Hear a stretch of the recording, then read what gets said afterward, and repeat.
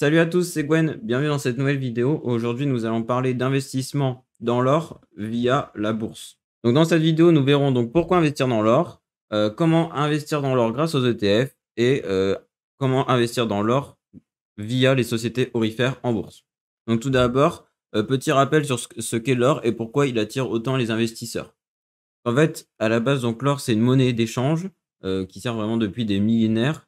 Et aussi, avant 1971, vous avez ce qu'on a appelé l'étalon or. Et donc, en fait, par exemple, vous pouvez, aux États-Unis, vous pouvez très bien échanger 1000 $ contre un certain poids en or. Donc, du coup, en fait, c'était impossible qu'il y ait plus de billets de dollars, plus de billets de dollars en circulation par rapport au stock d'or, quoi. Donc ça permettait en fait que la circulation de l'or soit, régulée, qu'il y ait pas, d'un coup, plein de billets imprimés et que du coup le dollar perde de sa valeur. Sauf qu'en 1971, le président Nixon, donc aux États-Unis, a suspendu la convertibilité de l'or en dollars. Et comme le dollar, c'était, la monnaie d'échange la plus importante dans le monde, même encore aujourd'hui, et ben, du coup, toutes les autres monnaies ont suivi. Et donc en fait, il a fait ça donc pour imprimer plus de billets, pour pouvoir, distribuer plus de dollars, pour soit pour faire des plans de relance ou, pour financer, des guerres et des trucs comme ça. Et du coup, en fait, après, bah, tous les pays ont fait pareil et du coup, ça fait que ça, enfin après tous les États, ils sont plus ou moins endettés, même surendettés. Et là, avec le Covid, en plus, il y a eu beaucoup, beaucoup de billets d'imprimés. Le truc, c'est que donc l'or, comme il y en a en quantité limitée, on peut pas en imprimer, hein, vous vous en doutez bien, du coup. C'est pour ça que c'est une valeur refuge et donc, il permet aussi de lutter contre l'inflation et donc, votre or, au moins, il perd pas de sa valeur dans le temps. Même au contraire, elle augmente quand même sur le long terme. J'ai oublié de vous dire, mais dans cette vidéo, on ne parlera pas donc d'acquérir de l'or physique parce que du coup, si vous voulez faire ça, donc c'est possible, mais, il faudra, dépenser beaucoup d'argent en amont, donc soit pour avoir un coffre-fort, chez soi et protéger son or ou soit, protéger dans des banques. Du coup, en vrai, si vous faites ça, vaut mieux avoir pas mal d'or à placer parce que sinon, si vous par exemple, si votre investissement pour le coffre-fort, vous placez en banque, c'est 50 de ce que vous pensez investir en or, bah, du coup, ce sera pas du tout rentable. Du coup, je vous mettrai aussi dans la description un site qui regroupe, en fait, le cours de l'or depuis 1800. Sur les 50 dernières années, en fait, on peut voir qu'en 1970, le cours de l'or était à 200 $. Donc là, quand on parle de cours de l'or, c'est toujours avec l'once et l'once, c'est 31 grammes d'or environ. Du coup, c'était à 200 $ en 1970 et là, c'est à près de 2000 $ en 2020, donc c'est un peu rebaissé. Maintenant, je crois que c'est à 1700, 1800, mais comme ça change tout le temps, voilà. Et du coup, vous voyez que ça fait x10 en 50 ans. Bon, c'est pas mal, c'est pas non plus comme certaines actions, comme le S&P 500 par exemple, qui prend plus de 10% tous les ans, quasiment.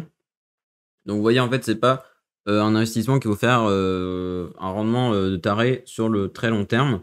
Mais en tout cas, ça protège bien de l'inflation et au moins ça a quand même pas mal augmenté, depuis, tout ce temps-là. Bon après celle-là, c'est vraiment sur un investissement très, très long terme là, de 50 ans et donc en fait aussi je vous mettrai aussi un petit historique donc là donc la petite image sur les 50 dernières années et en fait on peut voir que de 1970 à 1980 ça a presque fait x5 mais entre 1980 et 2000 ça fait quasiment que baisser et après entre 2000 et 2020 ça a bien augmenté, ça a fait, fois 4.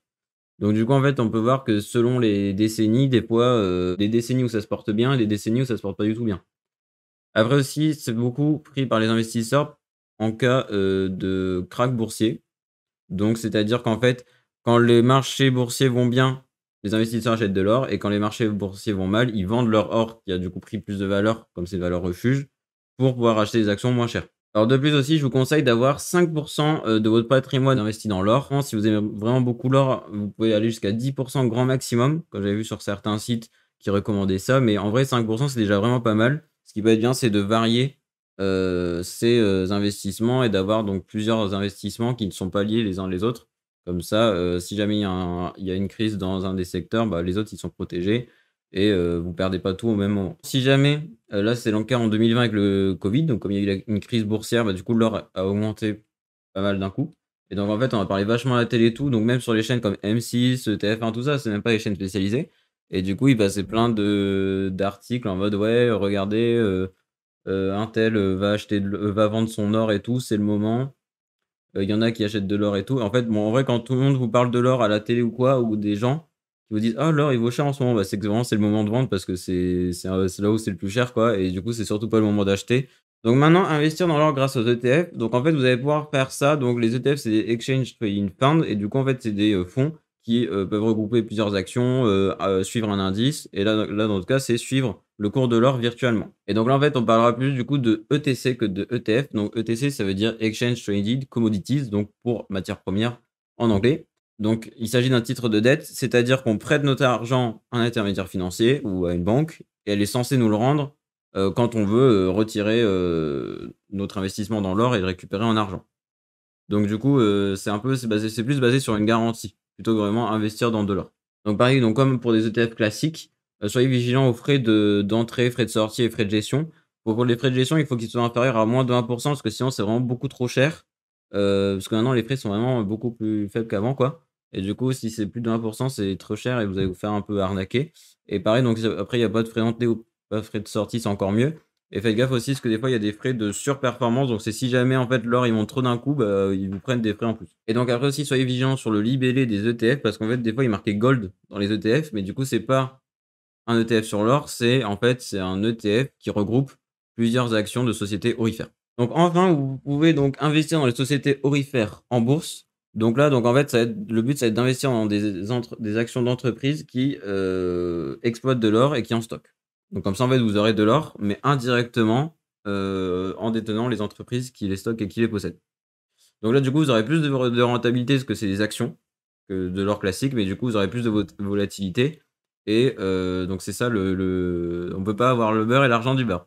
Plus de rentabilité et plus de risques. Et donc là, donc pareil, le cours des actions sera déterminé donc par les marchés boursiers et les investisseurs, donc comme les actions classiques. Donc bien sûr, donc en fait, donc comme pour une action normale, on va dire, si vous choisissez une action donc de société aurifère, pensez à bien regarder ses valeurs comptables et donc à bien faire l'analyse fondamentale de l'entreprise.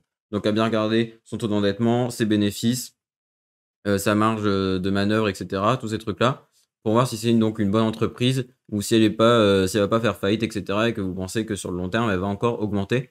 Donc prenez bien votre temps là-dessus et vaut mieux toujours prendre son temps, quitte à pas investir tout de suite plutôt que de faire un investissement qui rate et perdre tout son investissement. Voilà, c'est la fin de la vidéo, j'espère qu'elle vous aura plu. N'hésitez pas à me dire ce que vous en pensez dans les commentaires de l'or, de l'investissement dans l'or. Et si vous investissez dans l'or personnellement ou si vous hésitez ou si c'est pas du tout votre truc.